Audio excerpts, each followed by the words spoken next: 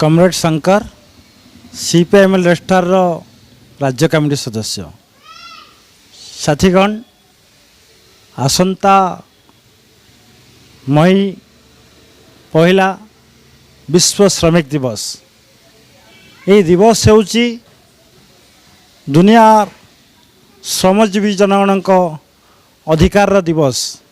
से श्रमजीवी जनगण डाकरा होउची दुनियार श्रमजीवी एक खुआ। तेणु यही दिवस रे समस्त श्रमिक संगठन सहित जो माने श्रमिक अधिकार पर लड़ाई करुछंती ये समस्ते निजर अधिकार पताका लाल पताका को ऊर्ध्वरे तोली धरी निजर अधिकार पर विभिन्न कार्यक्रम आयोजन करिवार आवश्यकता रही। कारण 1886 मसीह चिकागो सहर रे जो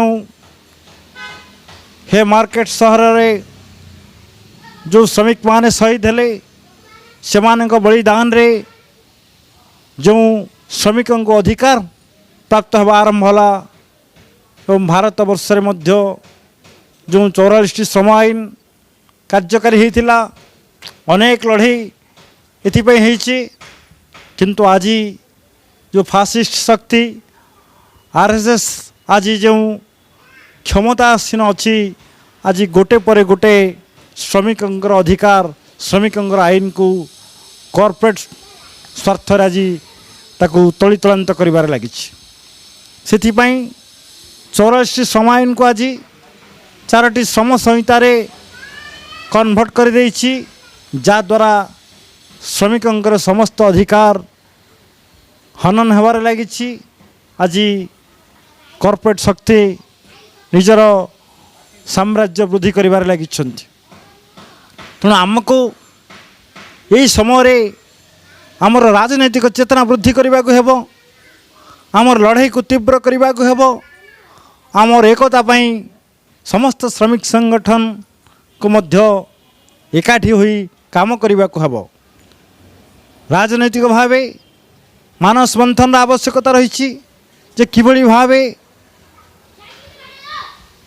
कॉर्पोरेट शक्ति आज गोटे पर गोटे अधिकार श्रमजीवी जन लुट कर लगी।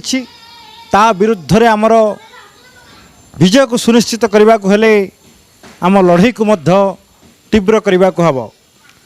सेथिपाई आमको रास्ता प्रस्तुत करने को हेबो। एवं यही मई दिवस रे मालिक विरुद्ध रे आमर स्वर को शाणित करने को हेबो। एवं जेते राज्य सरकार अछंती जेते जो केंद्र सरकार अछंती गोटे पटे भोट हाथेवाई नामक मात्र सर्वनिम्न मजूरी वृद्धि करवा, किंतु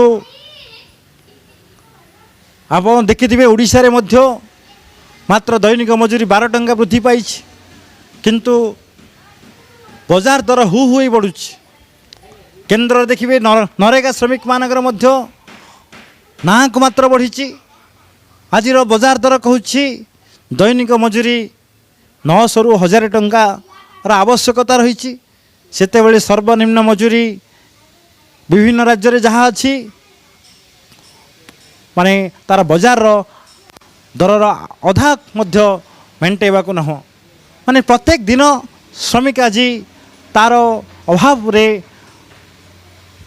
क्षति होबार लगी। तेणु से यही श्रमिक मानकर निज अधिकार सब्यस्त पाई निजर रास्ता को तैयारी करिबा पाई पथ प्रस्तुत करिबा पाई श्रमिक मानक पाखरे एकमात्र रास्ता होची जे विश्व श्रमिक दिवस जो प्रेरणा प्रदान करिछि से प्रेरणा को आयुध करी रास्तार लड़ाई को तीव्र करने को हेबो।